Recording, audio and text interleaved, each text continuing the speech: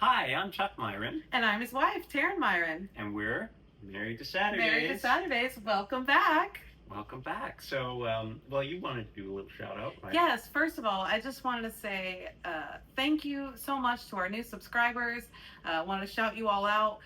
Just want you to know how much we appreciate you subscribing. So, for those of you that haven't subscribed yet, hit the subscribe button, hit the like button. But again, thank you so much. But let's get started. It's week 9.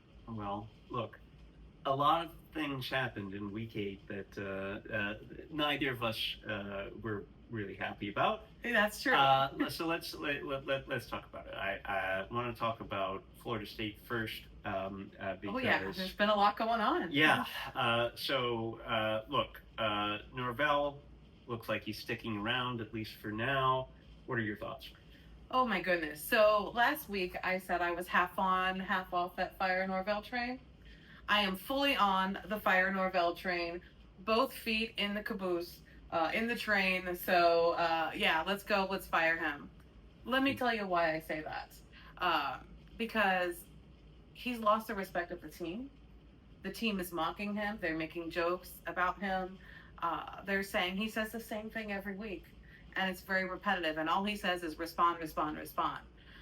Sorry, coach, you gotta do a little better than that. You've lost your team. I've heard reports that there's just a lack of player engagement on the sidelines. They're just sitting there. And again, 4 straight losses, ACC losses to a team that beat Alabama in week 1. It's certainly not the same Florida State team we saw in week 1 or the next 2 games as well. I think that Norvell needs to go. I'm really sad they decided to keep him through the end of the season. But if this is the right decision, I don't know what it is. But if this is the right decision, of course, I got to support the administration. I think it's too much money. I personally think that's what happened because we were reading reports Sunday that plans were already being made to fire Coach Norvell, that they were just talking to some prominent boosters and some other officials on Sunday. And so then reports came out saying that Norvell would be fired Monday. Obviously, that didn't happen. Instead, the athletic director, Michael Alford, released a statement basically saying they're going to stick with him through the rest of the season. But it also tells me most likely he will be fired at the end of the season if something doesn't dramatically change. Well, I think, look, for Norvell, one thing you said was that he had lost the respect of the team. And I sort of take a little page from the NFL right here, and what we heard about Mike McDaniel. Mike McDaniel, it's reported, will only be fired if what? There are 2 conditions there. One is fans stop showing up to games, and the other one is if he loses the locker room. Right. Well, it seems like Norvell has lost the locker room. He has. I really think he has. And so that to me is an obvious you got to go situation. Right. Because of the way coaching contracts are structured in college football right now, they're kind of giving the coaches the keys to the castle because you have these gigantic buyouts. Yes. And I agree with you. It just sounds like the Florida State community just simply could not rally enough money to make it financially make sense to let go of Norvell. Right. Which is, I think it has to be maddening to everyone who supports Florida State football to be in that situation. Because, what a nightmare. Right. Where you have somebody who you don't believe in, the team doesn't believe in him, and it simply comes down to dollars and cents, not making sense, but dollars and cents. Those dollars and cents don't make sense. Right. And it just it honestly is I think is symptomatic of what's wrong with college football today. The fact that Mike Norvell is right. sitting there with the with that job. Right, and he's got the 5th largest buyout of all the coaches in college football. I mean, only behind some super big names like Kirby Smart and Kalen DeBoer and those type of caliber coaches. So it's really sad to see. Well, my question is, who gave him the buyout? Was that came after his flirtation with Alabama? Yes, Is that it how did. that got Yes. set up? So kudos to his agent because he took Florida State for for a time for a whirlwind there for a lot of money. We'll just keep it clean like that. But he took him for a lot of money because he was flirting with Alabama. And if you could look back and make changes, I would say, see you later, Norvell. Go to Alabama. We'll take Kalen DeBoer. Well, I guess you might say then that Alabama is 1-1 against Florida State this year. Well, yeah. Because of that. Yes. But ultimately, I think, look, I think ADs and colleges are going to have to put a stop to this and just say, look, if you're ready to go, then go. It's an unfortunate thing, but frankly, unless you're Nick Saban. Right. Unless you are Kirby Smart, I guess unless you're Signetti, although maybe a little premature, but unless you're Ryan Day, somebody who has a national championship on your resume, why would you give them all that money to just essentially have that amount of control over your program, even in those moments where they don't deserve it? Exactly. Norvell doesn't have. It's clear that he has lost the ability to run that football program, and it's sad, frankly, that Florida State has really no power to get him out of there. Right.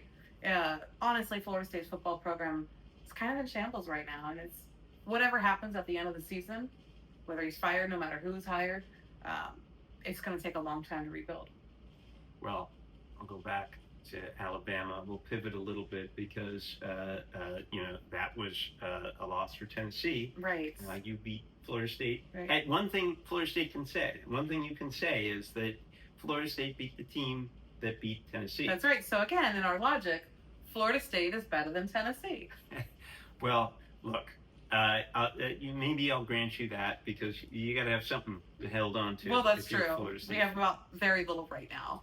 But look, Tennessee wound up with more passing yards, more rushing yards, more total yards than Alabama. And had it not been for the, terrible pick six before halftime, before half, not the right play call, not the right throw to make in that situation. Two huge mistakes from, the two bellwethers of this team, Josh Heupel and Joey Aguilar, and the safety that Aguilar was tagged with. Of course, that really came as a result of the special teams play to pin Tennessee back, set them up inside their 5. Right. But if not for those two plays, completely different game. Tennessee then would have a chance to win. Remember, at the end of that game, they were driving down the field and didn't get in. But if that was the game on the line, things might have been different. So, look, if wishes were fishes, we'd all have them fried. That's right. And we'd all be, and Tennessee and Florida State would be undefeated. But, if you're Tennessee, you have to look at what's happened in those losses that you have. You went toe-to-toe with Georgia, and really the statistics say you went toe-to-toe with Alabama as well, and you have to be encouraged. Now, it's ironically, it's the wins that have sort of,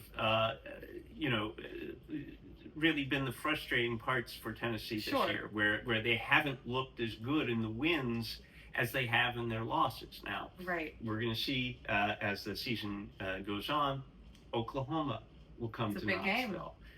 Tennessee goes to Florida later in the season. So still a couple don't forget about Vanderbilt. Exactly. At the end of the season. That's the thing. A couple of big tests, then you go and play that game, which might be the most important Tennessee Vanderbilt game, I don't in my memory, maybe ever.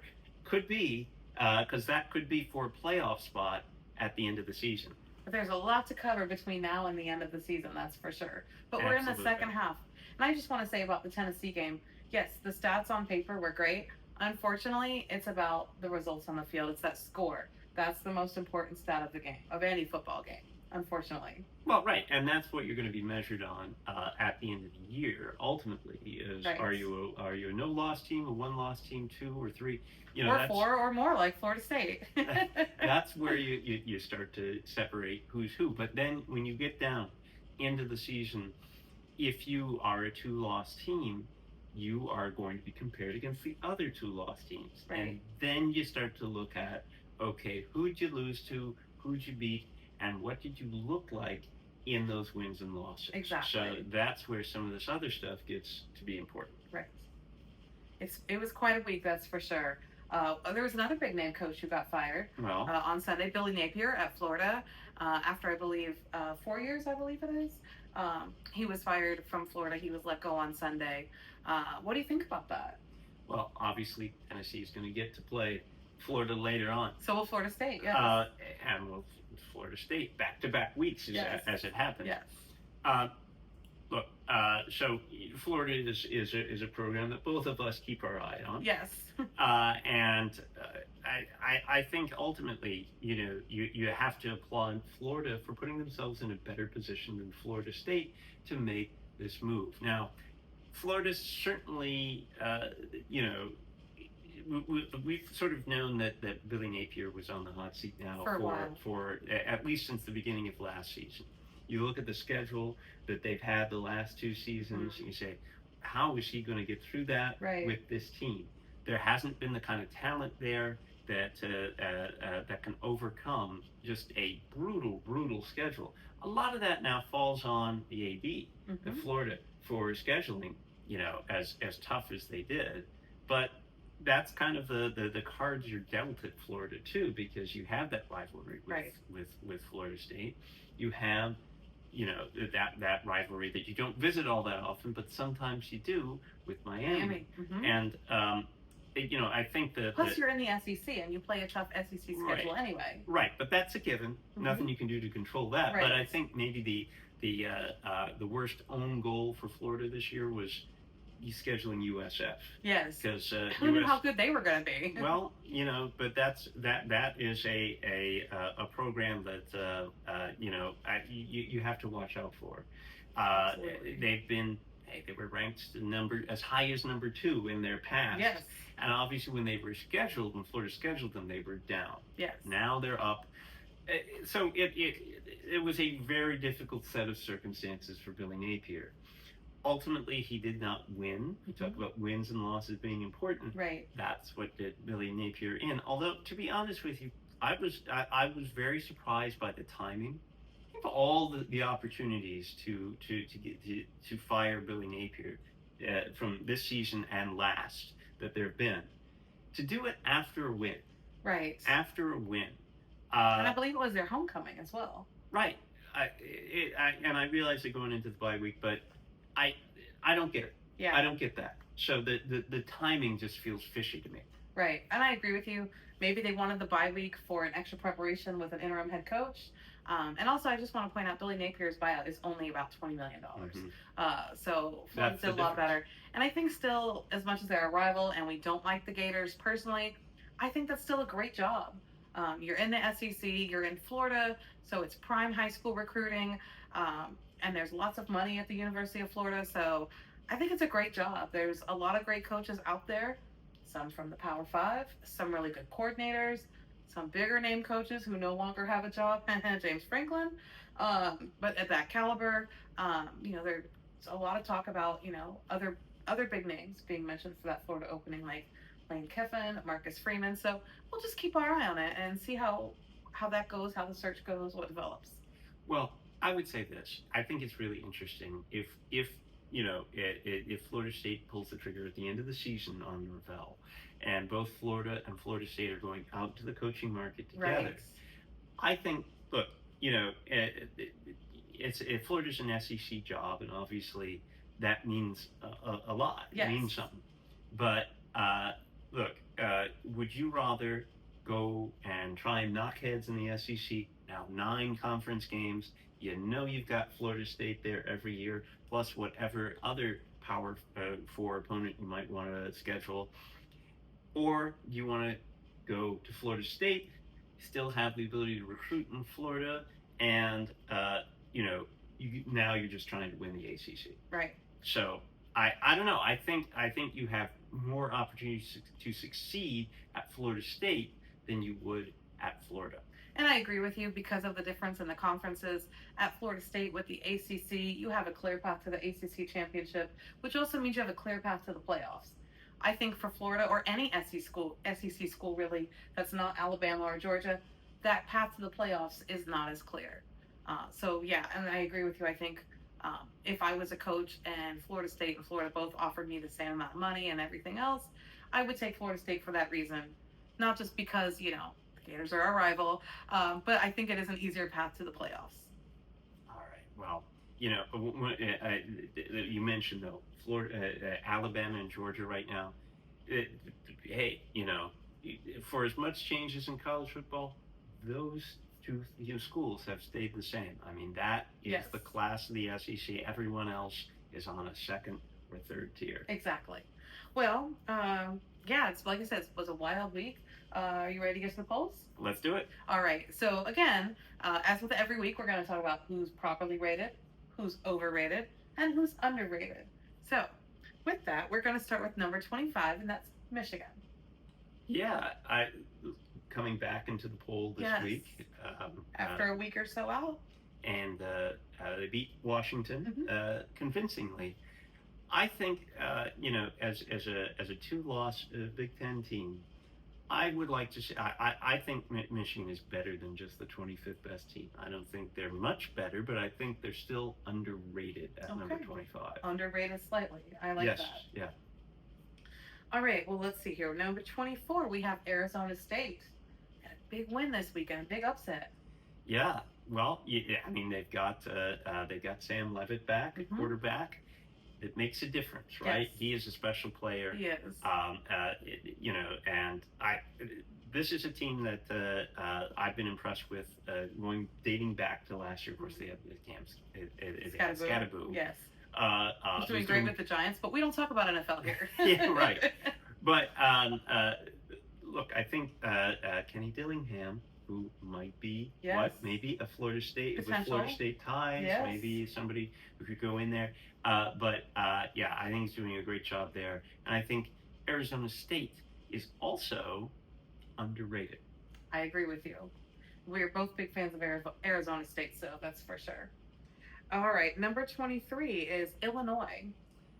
Overrated. I agree. Illinois. They should be out of the polls. The only reason that they're bobbing around here is the inflated expectations they had coming into the season, which were, you know, have been, I think, really thoroughly disproven. Yes. You know, look, you know, it is not as much. It is not a terrible thing to have lost to Indiana by what was it, a 60-10 score? 63 is a 53-point loss. Yeah, 63-10 score. You know, Indiana is rolling. Yes. But still, Illinois did not give a representative performance. I haven't seen anything that just impresses me. So I don't think Illinois is better than Michigan. I don't think Illinois is better than Arizona State. So overrated. I agree. All right, at number 22, we have Texas. They actually went down one from last week. Right. You know, a little struggle they had last week, but they did come away with the win against Kentucky. In overtime, right? Tennessee's opponent coming up. So, right. Look, I think Texas is a really hard team to figure out. When they look good, they look great. When they look bad, they look terrible. I think they're properly rated. Sure. Why not 22? Because wherever you want to put them is fine with me.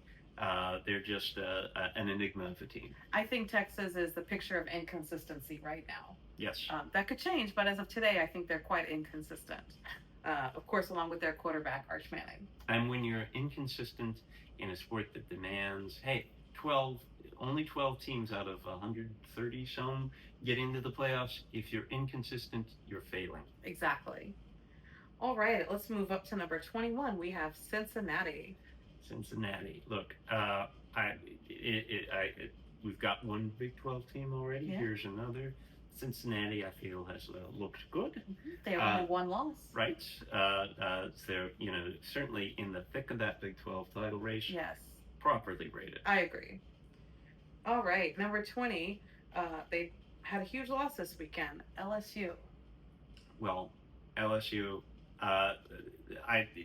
This is sort of the back end of now that secondary tier of SEC teams. Mm-hmm. I think they're properly rated where they are. That was a top 5 team for a while this season. And we thought back then they were overrated, so we knew this was going to happen, that they were going to come down off that number 5 ranking. So, yeah, I think this is a good spot for them here. I agree with you. I don't think they're terrible, but again, not worthy of anything higher as of today. Number 19, we have an ACC team with 1 loss coming into the polls, Louisville. Big win last week. Yeah. Over Miami. Yeah.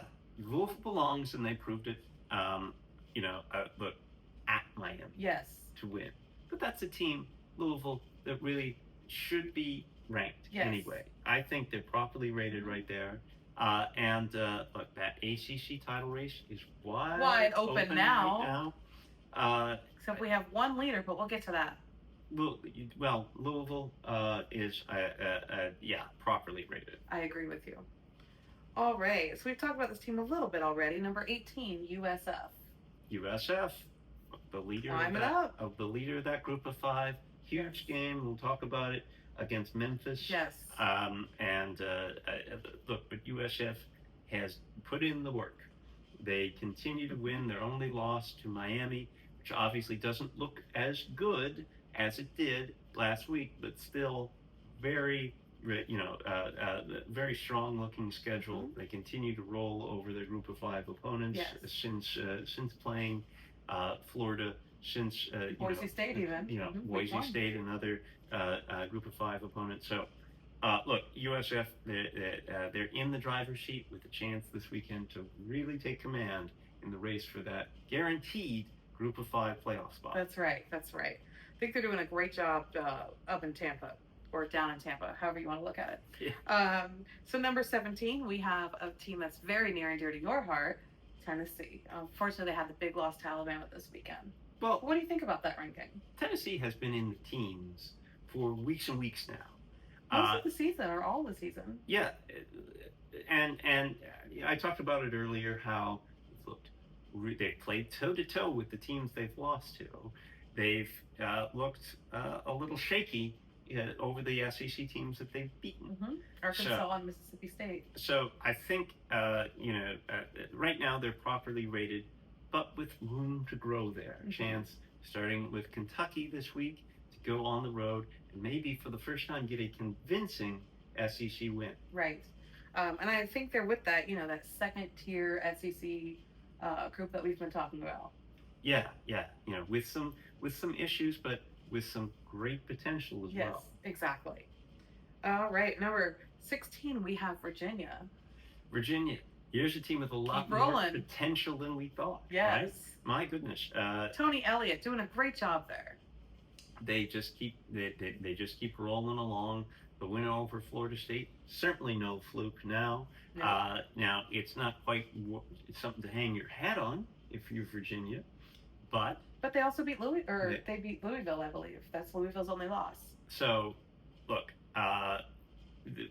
Virginia is a team with all kinds of potential in that ACC. They belong where they are. Mm-hmm. I think that's a proper rating. Absolutely. Will they get it done as the season goes along?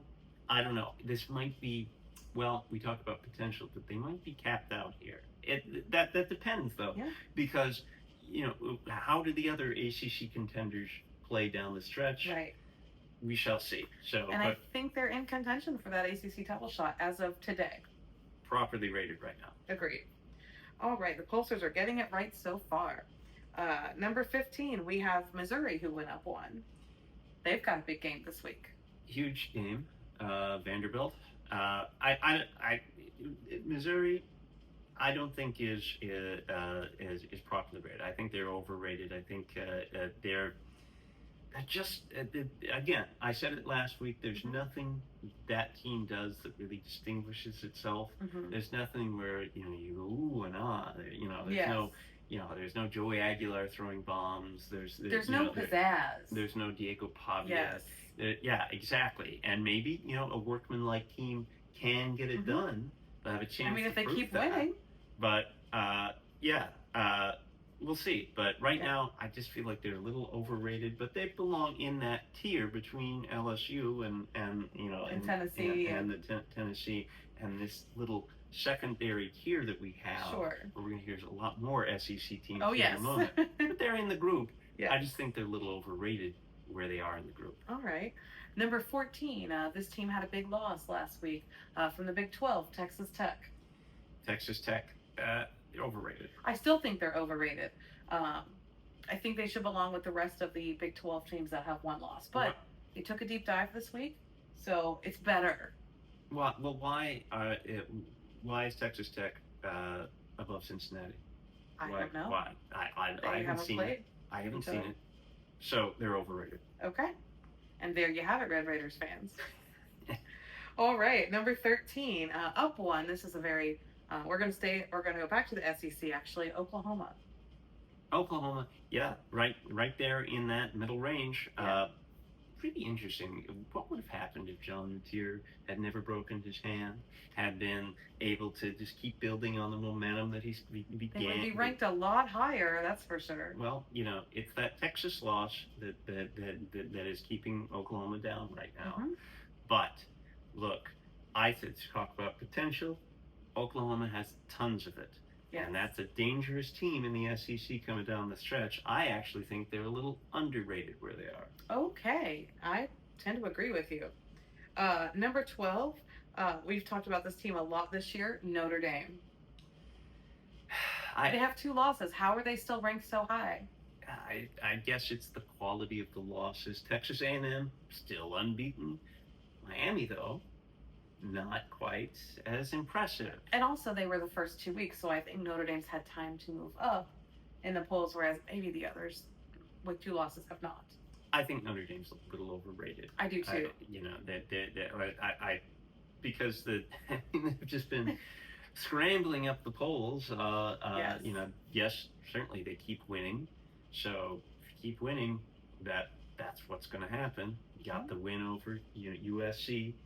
That's a statement. That's a big win, though. It is a big win. It's a big statement. But I think the last competitive game they really have on their schedule is Navy.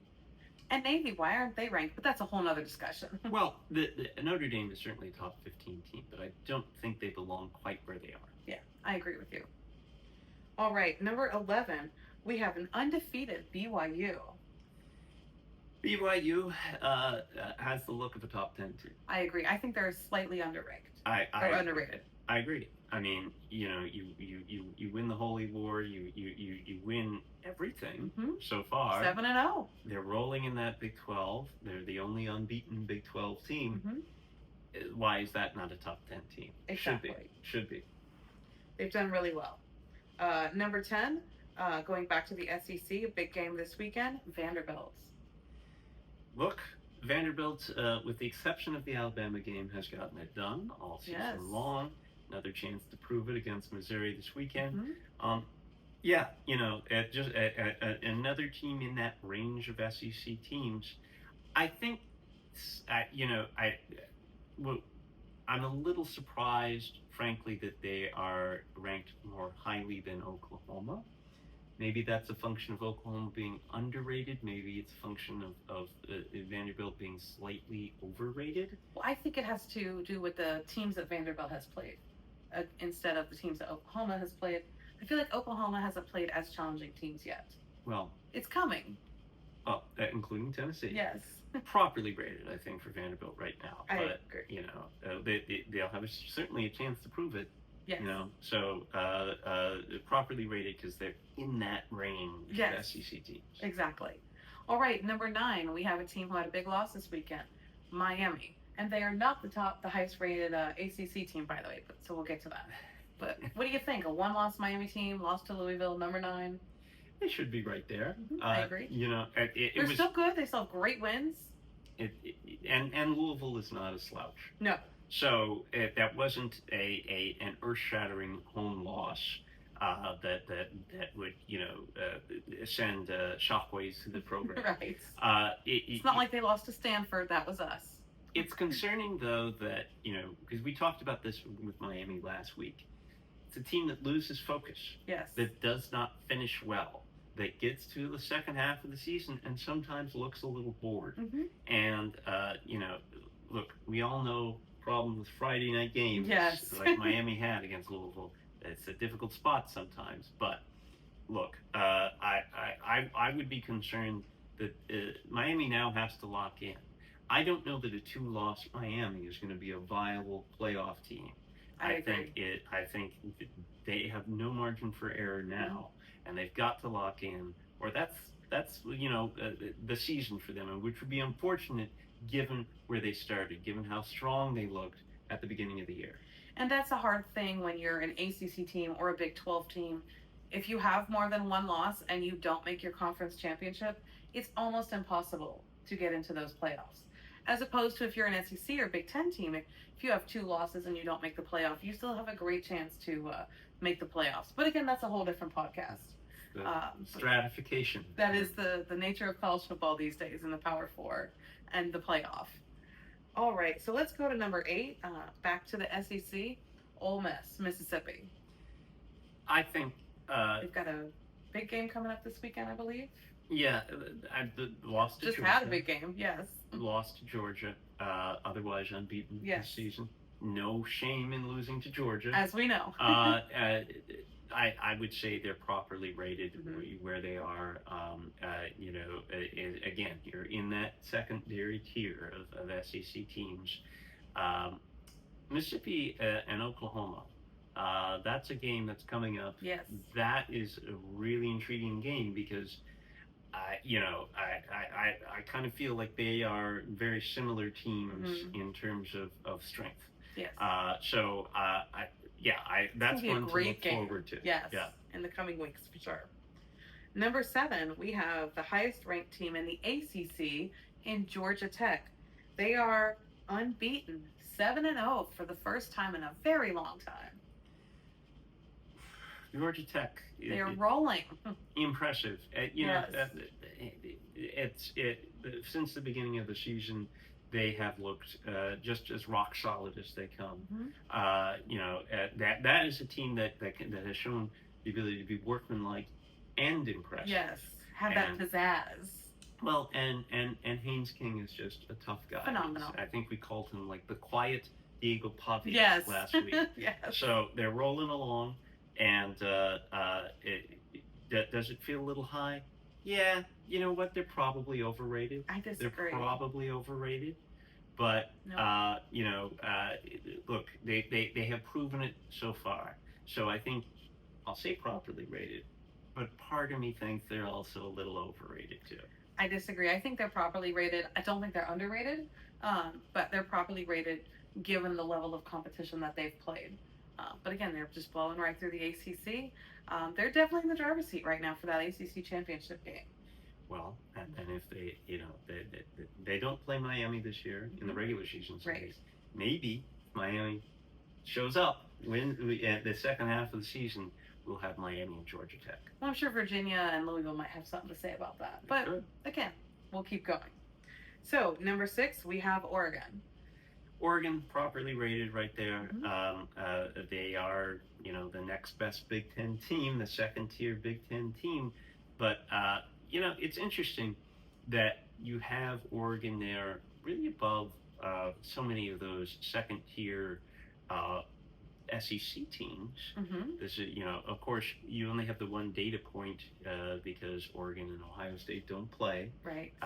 But you've got Indiana, who's just rolled. Looking amazing. They beat Oregon at home. That said, I think, one of Oregon's, probably Oregon's signature win has been devalued because they beat Penn State in overtime, which, if you think about it, that doesn't look nearly as good as it did at the time. Yes. So, look, they're properly rated, but in my heart, they're also a little over. I agree with you. A little overrated. I mean, they only lost to Indiana though, and Indiana again, phenomenal team. But like you said, who was their best win? Maybe Penn State. So we'll see. All right, so top 5 now. We've talked about this team quite a bit today. Georgia, number 5. Absolutely belong. I think so too. Properly rated. They're rolling. they beat Ole Miss this weekend. Big win over Mississippi. Well, I'll have to hear the rest of the top five. Okay. I may revise this one, but for right now, properly rated. Of course, they lost to Alabama in Athens, but Georgia is as strong as they come, and they distinguished themselves against Mississippi. They did. That was a distinguishing win that said, "Hey, look, we're not on the second tier. No. We're in the first tier. We're right there with Alabama, and if we get them again in Atlanta, maybe things will be different." Absolutely. And speaking of Alabama, they are number 4. All right. You have to put Alabama above yes, Georgia in this case. You have to. It's where they belong. Yeah. So Alabama properly rated at number 4, although, look, what's holding them back is that Florida State loss. Without it, maybe Alabama would be right there with Ohio State, and Indiana. Possibly. But look, they belong as that one-loss team, and that loss is getting worse and worse looking Every week. Truly. But Alabama's advantage is they don't have a conference loss. And that's what they have over Georgia. They've beaten the next most impressive SEC team, which is Georgia. So they have to really stay above Georgia in your mind, even though they have a much worse loss. Correct. But actually, as good as Georgia and Alabama are, they're not the highest ranked teams in the SEC, because at number 3 we have Texas A&M. They've been a surprise to me this year. Well, look, yes, they're unbeaten. They're far. They're right. They're the lone unbeaten SEC team. That means something. Yes. Sure, but I mean, does anyone really think that if you played them all off, if you had a 3-team round robin between Alabama, Georgia, and Texas A&M, that somehow Texas A&M would emerge as the best team out of those 3? Probably not, but we could all be surprised. I mean, look at the job Mike Elko was doing there. He did a great job at Duke, and now he's elevating that even more to Texas A&M. Well, look, yeah, absolutely. You have to give him credit where credit is due. Mm-hmm. But my goodness, I just don't think they're the 3rd best team in the country. Overrated Texas A&M. And I think they're overrated. They're ranked as high as they are because they're undefeated. And right. Which you have to respect, but still a ways to go. Yes, absolutely. They have a lot more games to play, so we'll see if they can hold on to that number 3 ranking. I think you and I are thinking they're not going to hold on to that ranking, not for the whole season. Obviously, a chance for them to prove us wrong as well. Yes. So Aggies, if you can prove us wrong, please do. That would be great. I wouldn't want to see it. Wait a second. Yeah. Oh, yeah, right. You're a Tennessee fan. I forgot. Temporarily. All right. Let's get to those top 2. And these are the only teams with first-place votes.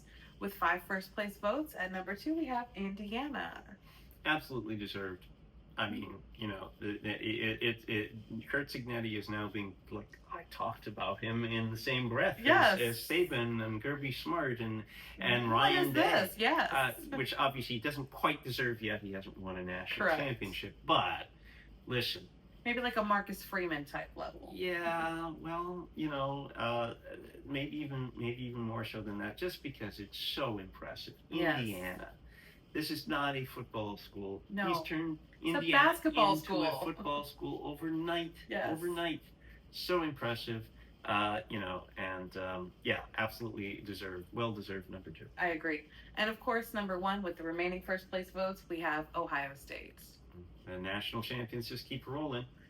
That's where they are. Yeah. So they're number 1 until we hear otherwise. That's right. So they're doing a great job. They look pretty unstoppable right now. All right. Well, let's take a look at the week ahead. See who might be falling and rising in next week's rankings. All right. Yes, we have a lot of great games this weekend. So let's tell you who we think you should be watching on Saturday and the weekend. Well, Friday night isn't quite as impressive as it has been in recent weeks. You don't have a Miami right there. Or a Florida State, Florida State's impressive now. Florida State was unbeaten going into that Friday night, though. So, so we'll skip really ahead to Saturday. And noon on Saturday, we were just talking about this team. Indiana hosts Nico and UCLA at noon on Fox. Now, we think Indiana's probably going to keep rolling, but you know what UCLA has done. Of course, Penn State is not the same team that we all thought either. But it could be more interesting than we think. UCLA has won 3 in a row, but very tough spot coming all the way across the country, 3 time zones. They play at noon. That is, UCLA, trust me, since they made the move to get rid of Deshaun Foster, they have looked like a completely remade team, but this might be biting off a little more than they can show. Well, we'll find out. And of course, you have Rick Neuheisel's son, who on the offense as the offensive coordinator, who looks like he's straight out of a movie. Maybe a children's movie. Maybe. Or a teen surfing movie. Right. One of those. He definitely has that LA look. Yeah. I mean, he embodies, that the UCLA program, yes. I think. But look, a fun story. But Indiana's a fun story too. Yes. So I'm pretty sure Indiana's going to take care of business. Speaking of taking care of business, Georgia Tech hosts Syracuse also at noon on ESPN. Yeah, Georgia Tech would have no problem with them. I'm not technically making a pick, but that should be a fun game to watch. Would be more fun if Steve Angeli, yes, the former Notre Dame backup, who started the season as quarterback for Syracuse, of course is now out for the season. Yes. It would, I think, be a lot different here. In that ACC title race, you might have another entrant there if Syracuse had their quarterback. Exactly. So, we talked about this game a little bit. Mississippi at Oklahoma. Oh, what a game. Noon, yes. ABC. Great game. A battle of 2 one-loss SEC teams. I'm really excited to see this game. You definitely should turn your dial to this one. This is so intriguing. Yes. Because I think, I think the winner of this game puts themselves in the driver's seat for the 3rd bid in the SEC. I agree. Right after the conference championship. Right behind Alabama and Georgia. Of course, no disrespect to Texas A&M, but I think Mississippi and Oklahoma profile as a little bit stronger teams, and this is a colossal matchup, really, between the two. It's going to be a great game to watch. That's how you start off your day. Yes. So, Virginia at North Carolina, noon, ACC Network. Well, if Virginia keeps rolling like they're supposed to, they shouldn't have a problem with Bill Belichick and the Tar Heels. Shouldn't. But everybody wants to see Bill Belichick, so for that reason alone, it's interesting. All right, so this is not a Power 4 game, but it is the most intriguing non-Power 4 game we've had in weeks. USF at Memphis, noon, ESPN2. I'm going to be watching ESPN2 at noon to see this game. They're both doing a great job.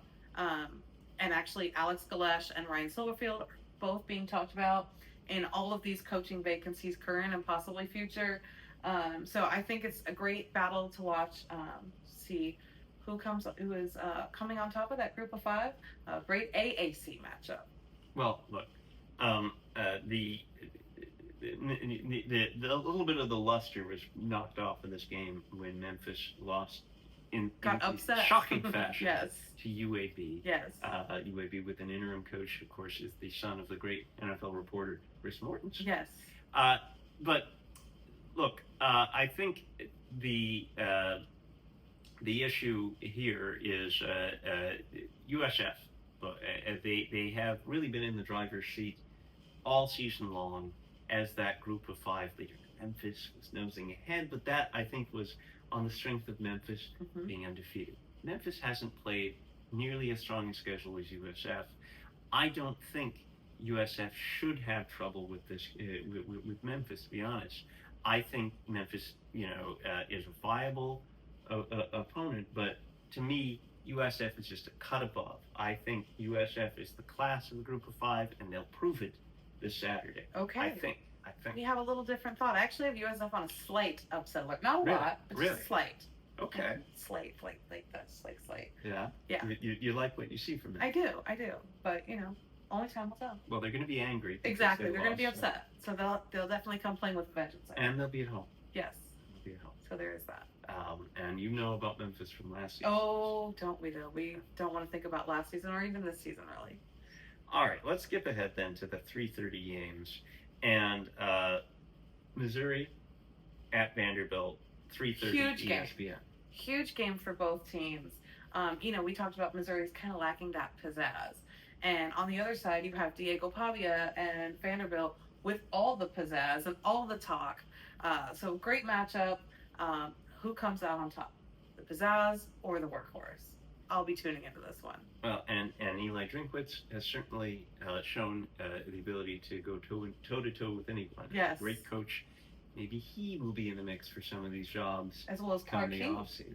Yeah, Clark Lee Clark Lee, yes. at Vanderbilt should be. My goodness, What he's done with Vanderbilt has been amazing. Yeah, could be a little square off for maybe who might nose the other out of maybe a marquee job. Like a Penn State job. Could be.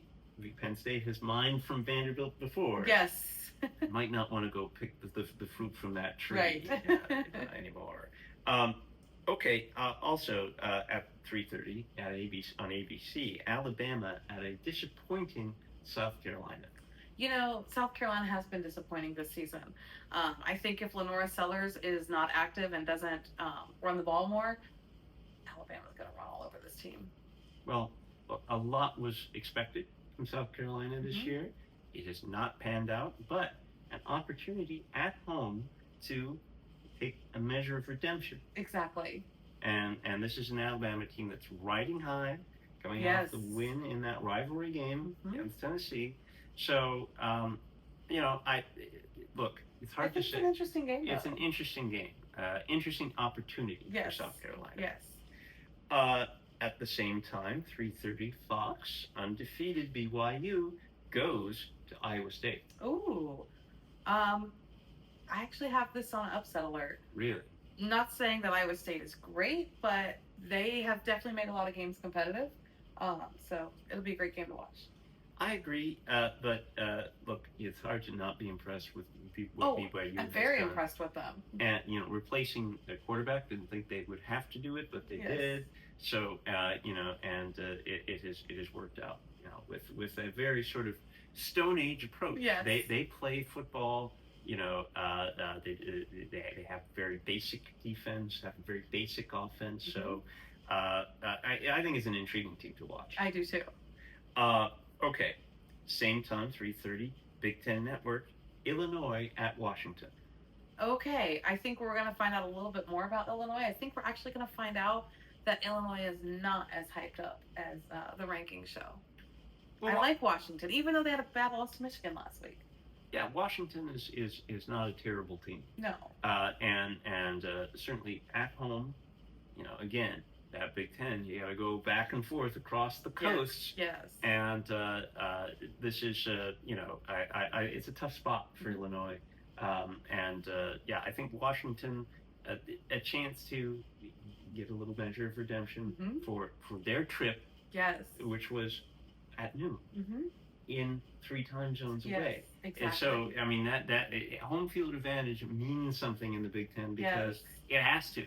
If the world is round geography, it's such a big conference geographically, and I think we're starting to see that a little bit in the results of these games. Exactly. So I have Illinois on a higher upset alert. All right. If you can call it upset. All right. So we're gonna skip then to the night games. The night game. Although, well, actually, I'll throw out two more day games. Okay. One at 4:00, ESPN2, Baylor at Cincinnati. Okay. Cincinnati should take care of business there. Should. But it is the Big 12. Yes, you never know with the Big 12. All right, and then at 4:15, Texas at Mississippi State on the SEC Network. Mississippi State, I think, is a pesky team this year. They gave Tennessee trouble. They gave Florida trouble, which I'm actually surprised Florida won that game, but it was in the swamp. But they like to give people trouble. They have not actually won a conference game in a while. So will Mississippi State get their first conference win, at least of this season? We'll find out on Saturday. Well, look, it is going on the road in the SEC. Yeah, this is a Mississippi State team that took Tennessee to overtime. Exactly. That almost took Florida to overtime, almost won that game. So Look, the record does not indicate really who they are Exactly. in the SEC. And Texas, who are they? Again, the picture of inconsistency. Truly. So I think that's a game where just about anything could happen. Do you have Texas on an upset alert? Absolutely. Okay, there we go. Okay, now, night. Night games. Wisconsin at Oregon, 7 o'clock FS1. Okay, Oregon shouldn't have any problem with this one. Shouldn't. I think Luke Fickell is on a very hot seat right now. I think Luke Fickell is in. I think that might be a Norvell type situation. Oh yes. Maybe they would get rid of him if they could. So, Stanford is at Miami, 7 o'clock ESPN. Well, they had that win against Florida State last week, but they're traveling to Miami. There's no way they're going to lose. Well, Miami's going to lose. It really interesting because Stanford coming off a win, riding high. Miami coming off a loss, should be angry. I look for Miami to really take care of business here. Yeah, to embarrass Stanford. It's a really perfect setup for that. But again, does Mario Cristobal have that killer instinct? We'll find out. Do they keep that focus throughout the season? We'll find out. 7:30, another intriguing SEC game. Texas A&M is at LSU. Ooh. ABC. Very intriguing, and this is a really good opponent for Texas A&M. I have Texas A&M on an upset alert. Not huge, but an upset alert. Right. Well, I think we said that both of these teams, LSU was a top 5 team at one point. Mm-hmm. They've fallen back to earth. I think Texas A&M sort of that same profile as a top 5 team that could come back to earth just because of the way the schedule shakes out. Agreed. And LSU might be the team to bring them back down to earth. And it's at night in Death Valley. Yes. Very hard place to play. Tough spot. Yes. And Texas A&M, conversely, could earn a lot of respect if they go into Death Valley and beat. Absolutely. LSU. And I hear Brian Kelly's seat is lukewarm. So he's got some pressure to win this game. We'll see how he responds. Big game, Brian, right? Yes. Okay. Boston College at Louisville, 7:30 ACC Network. Boston College has definitely fallen short of expectations this year. 0-4 in the ACC. Yes, they got a big name coach, and he's not doing anything so far with Boston College. So, I look for Louisville to take care of business here. What is it with coaches named Bill with NFL experience in the ACC? It's not working out for Bill Belichick. It's not working out for Bill O'Brien. It's not. Remember, though, Bill O'Brien has been a coach at college before, though. Yes. Yes. And with great success. Yes. So, I don't know. Was he the first one to take over for Paterno, I believe? He was. Yes. He was. Do you go back there? Do you say, hey, You know how I feel about hiring former coaches? This is kind of like a little off topic, but when people brought up the discussion of Florida State hiring Jimbo Fisher back, it's kind of like dating an ex. You have nice memories, you had good times, but you don't want to do it again. Don't do it. So, Penn State, don't hire Bill O'Brien back. Yeah, no. There's a term for that in criminology. It's called recidivism. What he said. So, you don't do that. Yeah. Michigan at Michigan State, in-state rivalry, 7:30 NBC. Rivalry, and it's at Michigan State, so it's going to be an exciting game to watch. We'll definitely be watching it. Yeah, another of those games where anything can happen. Mm-hmm. Michigan the favorite, of course, but it's a rivalry game. Tennessee at Kentucky, 7:45 SEC. And Network. Speaking of rivalry games, this is definitely one. I believe Kentucky's going to be one of your new permanent opponents. They will. As of next year. So not getting rid of them anytime soon. Shouldn't. No. They used to call it the beer barrel game. And look, Tennessee, with I think a disappointing loss to Alabama, but still a kind of loss that you went into the season saying, okay, let's mark it down. Probably gonna lose. This is Tuscaloosa at night. Right. Place you haven't won in 22 years. Right. So you can't come away from this thinking your season's over. You're still in position to do everything that you thought you could at the beginning of the season. Right. So you can't lose focus going on the road in the SEC against a team that considers you a rival. Exactly. It's a border war. And this is a Kentucky team that we saw They played Texas very tight into overtime. So look, Tennessee has to maintain focus. It's hard because Oklahoma looms as Yes. the next tough test, and this is why the SEC is such a gauntlet, because week after week you've got teams that can beat you. Exactly. Whether they're on the ropes, whether they're at the bottom of the league or the top of the league, you got to play the game the right way. Right, and there's a lot of pressure on Kentucky to win. Mark Stoops is another coach who is on a hot seat this year, so there's a lot of pressure on Kentucky. I'm not saying I want this to happen, but if they could beat Tennessee, Mark Stoops might save his job, at least for another few weeks. So, but we'll see. Opportunity, though, for Tennessee Yes. to get finally an impressive SEC win if they can do it. Which is much needed for Tennessee. If they can do it, so we shall see. Yes. And then I'm sure you'll be watching that more intently than every other night game. well, two more night games of note. Houston is at Arizona State. Okay. 8:00. Okay. ESPN2. Houston doesn't look terrible. No, that's a team that could have an argument to be ranked. Exactly. So and I think probably will be if they can go on the road and beat the defending Big 12 champs. That's right. And then another Big 12 game, 10:15, ESPN, Colorado at Utah. Well, that's going to be a really interesting Big 12 game. But I think I'll probably be asleep because I had a 10:30 game last week and could not watch the whole game. So for those of you that can keep your eyes open that whole time during the Colorado game, that's great. Dion, a much It's like a much subdued version of Dion this year. When we had some health problems, we Sure. Again, we wish all the best. Yes. To Dion. Yes. So that is our week 9 podcast. So what a week it's going to be. And hey, look, thank you to the subscribers. Yes. Repeat the message that we had at the beginning of the show. Become one. You can do it. Become a subscriber. Just hit the button down below. Hit the button, and if you like this, well, you'll get it right to your inbox. So and like our videos. As Chuck mentioned, subscribe, hit the button, you'll get it right to your inbox. And also leave us comments. We love comments. So we had some great ones last week. So leave us some more. Let us know what you think of our predictions, and if you think we're right on target with who's overrated, underrated, or accurately rated or properly rated. So just let us know.